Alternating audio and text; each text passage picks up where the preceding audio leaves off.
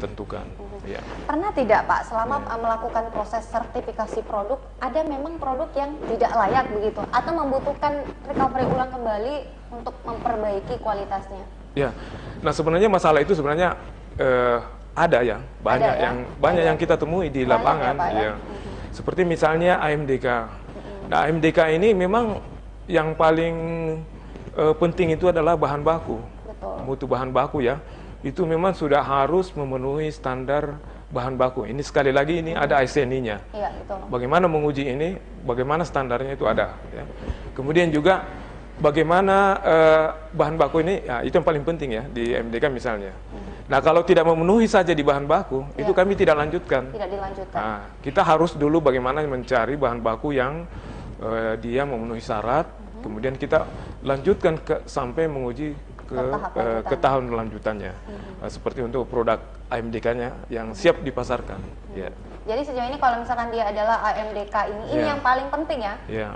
Kalau sejauh ini di 2019 ada berapa banyak Pak untuk khusus AMDK? Kita ini kurang lebih sekarang ini sampai bulan Juni, akhir Juni kemarin, itu kurang lebih sekarang sudah lebih 30-an ya, yang sudah sertifikasi.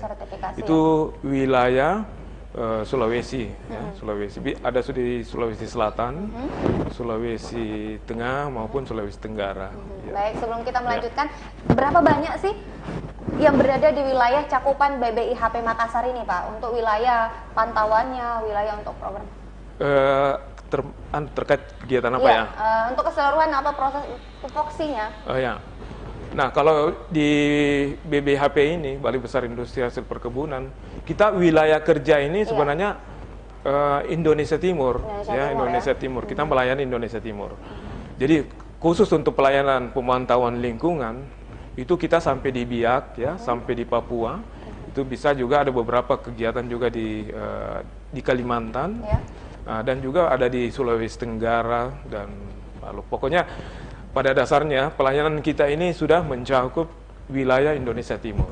Karena pelayanannya mencakup se-Indonesia Timur, bagaimana dengan jumlah sumber daya Pak yang dimiliki untuk melakukan itu? Nah sumber daya ini terkait dengan kami, sekarang kami punya formasi, itu PNS sekarang ini sekitar 80-an orang, 80 orang.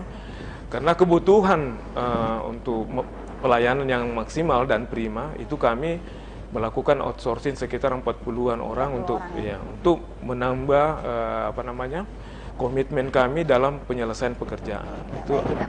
Baik Pak, kita masih akan kembali di perbincangan kita selanjutnya, namun harus jeda terlebih dahulu. Tetaplah bersama kami di Obrolan Terkini.